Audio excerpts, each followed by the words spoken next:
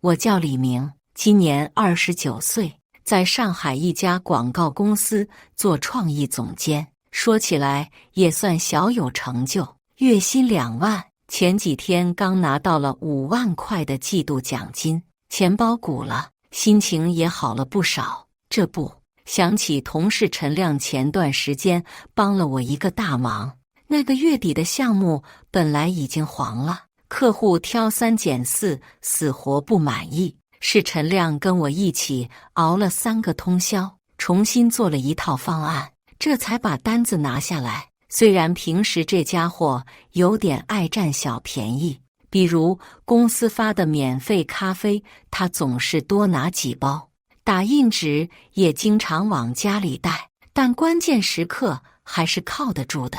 我琢磨着得请他吃顿好的，表示一下感谢，毕竟在职场混，人情往来很重要。今天你帮我，明天我帮你，这样关系才能维持下去。陈亮，明天晚上有空吗？我请你吃饭。下班的时候，我走到他工位前，哎呀，李总监要请客啊！陈亮立马眉开眼笑，手里的工作都停下了，必须有空，必须有空。去哪儿吃？广场那边新开了家川菜馆，叫川味轩，听说味道不错。我心里算了算，川菜一般不会太贵，2个人1000块够了，环境也挺雅致的。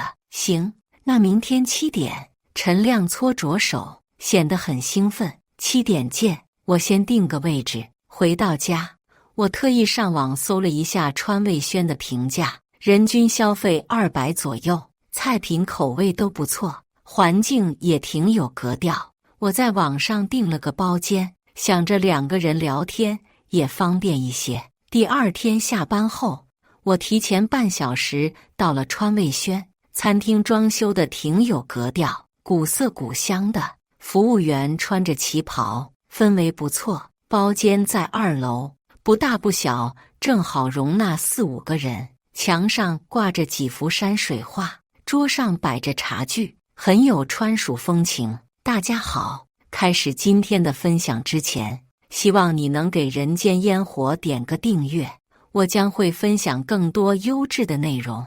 6点50的时候，陈亮发了条微信，马上到，给你准备了个小惊喜哦。我还以为这家伙要给我带什么礼物，或者介绍个女朋友给我认识，毕竟他经常说要给我介绍对象，说他老婆有好几个闺蜜都很不错，只是一直没机会安排。7点1刻，包间门被推开了，李总监陈亮笑嘻嘻地走了进来，然后我就懵了，他身后跟着一大串人，一个浓妆艳抹的女人，2个50多岁的中年人，一对30来岁的夫妻，还带着个10来岁的小孩，最后还有2个20多岁的年轻男人。1、2、3， 8个人，整个包间瞬间就挤满了。来，李总监，我给你介绍一下。陈亮毫不见外，开始一个个介绍。这是我老婆小芳，这是我岳父、岳母，这是我表哥建国，表嫂秀梅，他们家儿子豆豆。这2位是我从小玩到大的兄弟，大伟和志强。我坐在椅子上，感觉脑子有点转不过来。不是说好就我们俩吗？怎么一下子来了这么多人？而且这个包间本来就不大，现在挤进来9个人，显得特别拥挤。李总监，久仰久仰。老刘主动伸手跟我握手，满脸笑容。小陈经常提起你，说你是他们公司的大领导，年轻有为啊。是啊。小陈说李总监人特别好，特别大方。刘阿姨也凑过来，一脸慈祥的样子。今天真是麻烦你了。我嘴角抽了抽，勉强挤出个笑容。不麻烦，大家坐吧。心里却在疯狂吐槽，陈亮这是什么意思？说好的2个人吃饭呢，现在变成家庭聚餐了。李总监，不好意思哈，我想着反正也是吃饭，人多热闹一点，陈亮搓着手，有点不好意思地说：“都是自己人，别见外。自己人，我跟他们很熟吗？我认识他们吗？但是话都说到这份上了，我总不能把人轰出去吧？特别是包间已经开了，菜单也拿过来了，总不能让人家白跑一趟。再说了，当着这么多人的面，我要是翻脸，传出去也不好听。没事没事，确实人多热闹。”我违心地说着，心里已经开始盘算这顿饭得花多少钱了。服务员上菜单，小芳一屁股坐下，立马开始指挥，声音挺大的。今天我老公的领导请客，我们得好好品尝品尝。我注意到他拿出手机，对着屏幕开始说话：“家人们，晚上好。今天我老公的贵人请我们全家吃大餐，川味轩哦，据说人均200多呢。”原来是在搞直播。我看了一眼他的手机屏幕，在线观众竟然有3000多人。李总监，你们公司待遇真不错啊。老刘接过菜单，戴上老花镜，开始仔细研究。小陈这孩子就是实在，从来不说自己工作怎么样，我们都不知道他混得这么好。是啊，能有李总监这样的领导，真是小陈的福气。刘阿姨在一旁附和：“我们当父母的最担心孩子在外面受委屈，现在看来完全不用担心了。”陈亮全程不说话，就坐在我旁边傻笑，时不时给大家倒茶。“爸，您看看想吃什么？”小芳把手机支在桌上继续直播：“家人们，你们看这个菜单，都是正宗川菜，光看图片就流口水了。”老刘翻着菜单，眼睛一亮：“哎，有澳洲龙虾啊！既然李总监请客，那咱就不客气了。服务员，来个澳洲龙虾，还有这个招牌水煮鱼，必须点一个。”刘阿姨也凑过来看菜单，在家里哪舍得买这么好的鱼？妈妈，我要吃牛排。豆豆这小孩也开始闹腾了，拍着桌子大声嚷嚷：“好好好！给宝贝点牛排。”秀梅宠溺地摸着儿子的头：“服务员，这个菲力牛排来一份，要最嫩的，孩子喜欢吃肉。”李总监，你们这个收入水平，应该经常吃这种大餐吧？建国开口了，一边说一边打量着包间的装修。我们这种开小超市的，一年到头也吃不了几次好的，这个包间就不便宜吧？哪里，也就偶尔改善一下生活。我客气地回答。李总监人真好，这么大方。志强搓着手，掏出一张名片递给我：“我是做保险的，兄弟，你这个收入一定要买个好保险，出险理赔快，保障全面。”对，李总监，以后用车找我，跑长途我给你最低价，绝对靠谱。大伟也不甘示弱，也递过来一张名片：“我开滴滴3年了，服务态度绝对没问题。”我发现这帮人已经开始把我当成潜在客户了，连名片都准备好了。家人们，你们看，这就是我老公公司的李总监，年轻有为，特别大方。小芳对着手机说。直播间的弹幕刷得飞快，菜单在桌上传来传去，每个人都在往上面加菜，什么招牌毛血旺、麻辣香锅、蒜蓉扇贝、清蒸石斑鱼、干锅花菜、口水鸡。我看着越来越长的点菜单，心在滴血，这哪是2个人的晚餐，简直是满汉全席了。服务员，再来2瓶茅台。老刘大手一挥，今天高兴，得喝点好酒庆祝庆祝。我感觉自己的心脏都快停止跳动了。豆豆在一旁各种闹腾，要可乐，要雪碧，要橙汁。建国宠孩子没边。服务员，把你们这里的饮料都来一遍。我看着这一切，心里五味杂陈。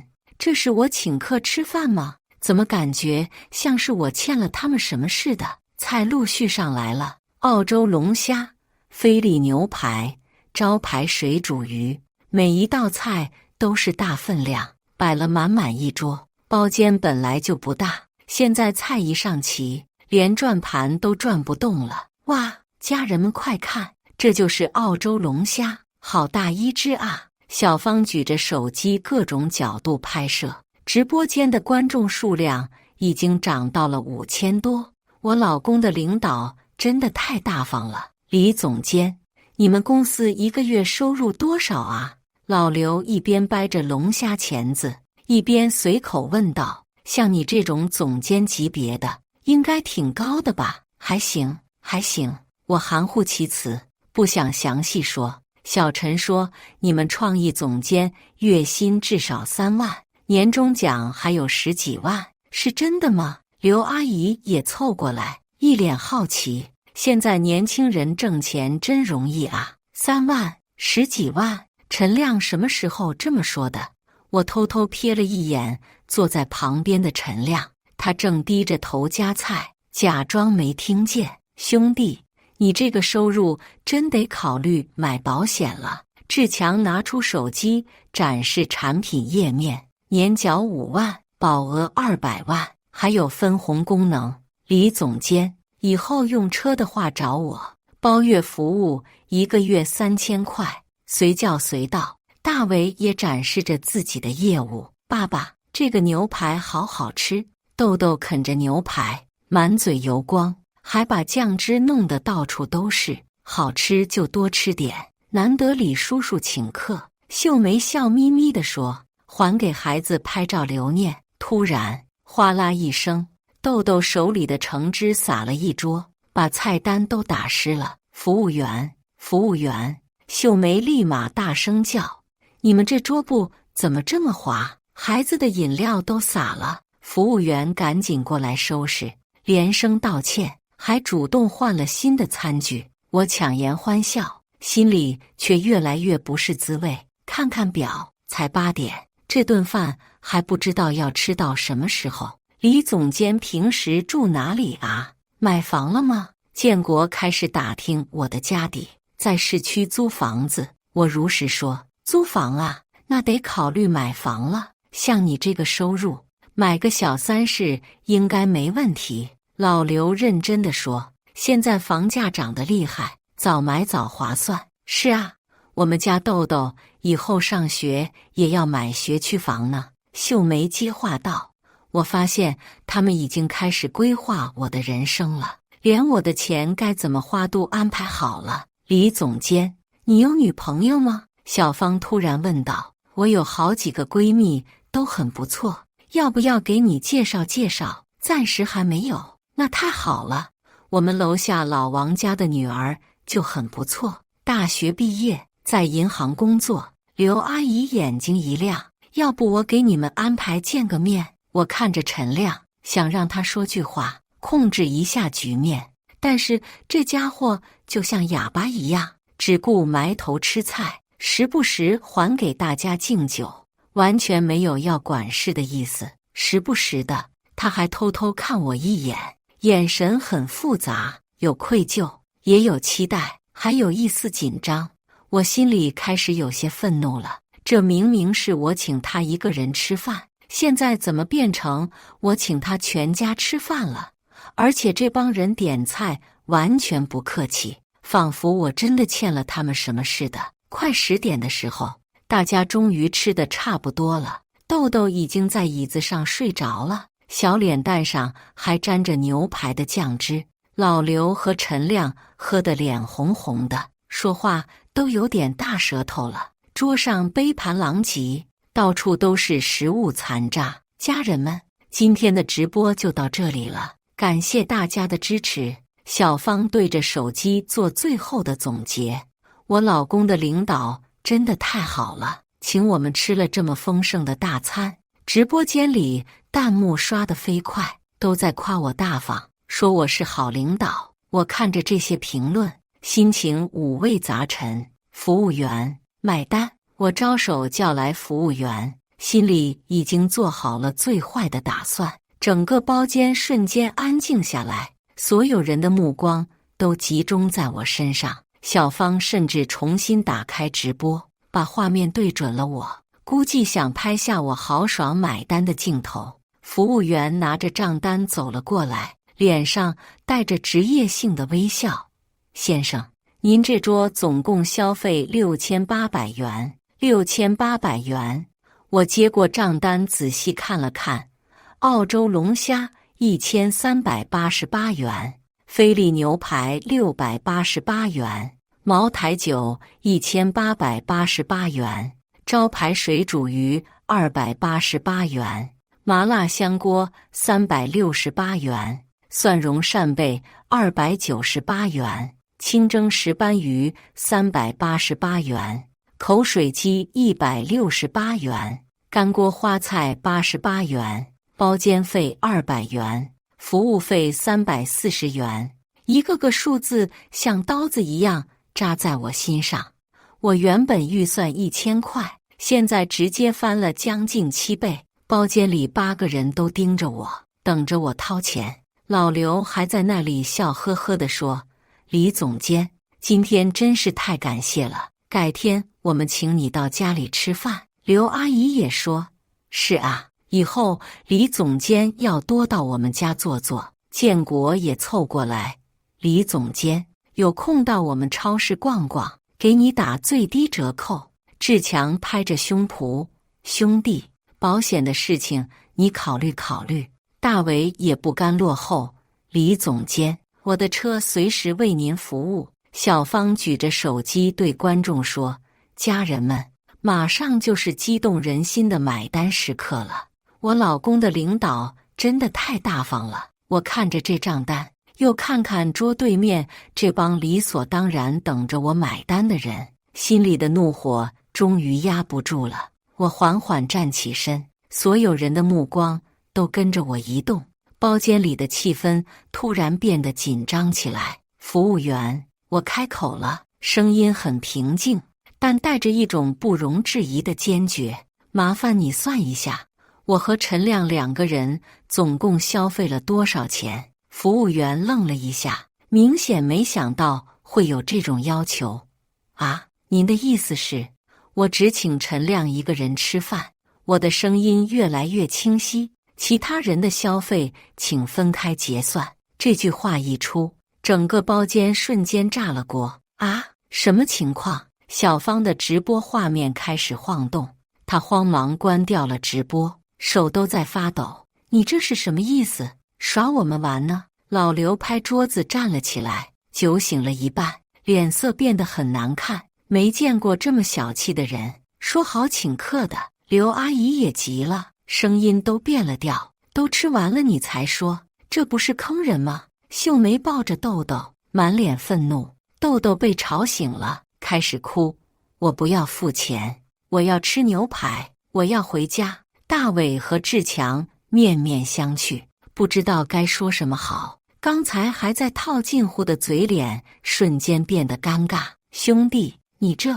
陈亮也傻了，脸涨得通红，额头上开始冒汗。我拿出手机，当着所有人的面打开计算器。“服务员，我和陈亮2个人点的菜有哪些？”服务员有些为难地翻着点菜单：“您2位点的是宫保鸡丁、麻婆豆腐、米饭2份，还有2瓶啤酒，总共580元。”“好，我付580元。”我拿出手机准备转账，剩下的6220元，你们8个人自己分摊，每人778元。包间里再次爆发出更大的争吵声：“你请客不是应该全包吗？哪有这样的？”老刘急了，完全没了刚才的慈祥模样。“我请的是陈亮。”我看着他们，语气很平静，但很坚决：“你们是他带来的客人，不是我的客人。那我刚才直播怎么办？几万人都看着呢。”小芳快哭了：“你这人怎么这样？孩子都在呢。”秀梅指着我：“李总监，不是，陈亮不是说你很大方的吗？”志强弱弱地说。所有人的目光都转向了陈亮，包间里的气氛变得更加紧张。我也看着他：“陈亮，你事前跟他们说什么了？陈亮支支吾吾，不敢看我的眼睛，手在桌子下面紧张地搓着。我就是说什么？我逼问，声音提高了一些。我说你要请我吃饭，还说了什么？我可能说你人挺大方的，就这些。我不信，看着他紧张的样子，就知道肯定不止这些。小芳这时候爆发了：陈亮，你不是说李总监是大老板吗？你不是说这顿饭随便吃吗？对呀，亮哥，你说李总监月入好几万，这点钱洒水，大为也控制不住情绪了。你还说他家里有矿，不差钱。志强也愤怒地补充道。建国也急了，你说人家是你们公司的大股东，随便花钱。我看着陈亮，彻底明白了。所以你都跟他们说了什么？陈亮彻底崩溃了，额头上的汗珠越来越大。我就是想让他们看看我混得好，我没想到会这样。没想到什么？没想到我会拒绝买单。我的声音很冷静，但每个字都像锤子一样敲在他心上。包间里的气氛越来越紧张，隔壁包间的客人已经开始往我们这边看了。餐厅经理也注意到了异常，赶紧走了过来。几位客人，有什么问题吗？能不能小声一点？经理，这桌账单必须有人买单才能走人。我对经理说，我已经付了我应该付的部分，剩下的他们自己解决。经理看了看这一桌人，又看了看账单，为难地说，各位客人能不能商量一下？商量什么？是他请客的。老刘拍着桌子，没见过这种人，吃都吃完了才说分开算，要不我们A吧，大家都别闹了。陈亮试图和稀泥，A个屁！老刘怒了，明明是你说你领导请客的。就在争吵最激烈的时候，小芳的手机响了，是微信消息提示音。她拿起手机看了一眼，脸色瞬间变了。陈亮，他把手机屏幕给所有人看。你昨天买的一只球鞋2000块，你有钱买鞋，没钱请客。包间里再次安静下来，所有人都瞪大了眼睛看着手机屏幕，然后看向陈亮。那是一张购物截图，确实是2000块钱的限量版球鞋。你这孩子怎么买这么贵的鞋？刘阿姨的声音都变了。有钱买2000块的鞋，没钱请我们吃饭。大伟也急了，陈亮，你到底什么意思？志强也愤怒了。我看着这一切，心里五味杂陈。原来不只是我被坑了，陈亮连自己的家人朋友也一起坑了。看到事情败露，包间里的人开始分化了。刚才还理直气壮要我买单的人，现在开始把矛头对准陈亮。我们退休工人哪有这么多钱啊？刘阿姨开始装可怜，声音都带着哭腔。李总监，您行好，就当帮帮我们老两口，孩子还小，这样让他怎么想大人？秀梅抱着豆豆，豆豆还在哭闹着要回家。亮哥，你这不是坑我吗？我一天开车才赚200块，778块钱，我得跑4天才能赚回来。大伟拉着陈亮的袖子，就是啊，我得卖多少保险才赚回这778块啊？志强也在抱怨，所有人都开始指责陈亮，没人再理所当然的等着我买单了。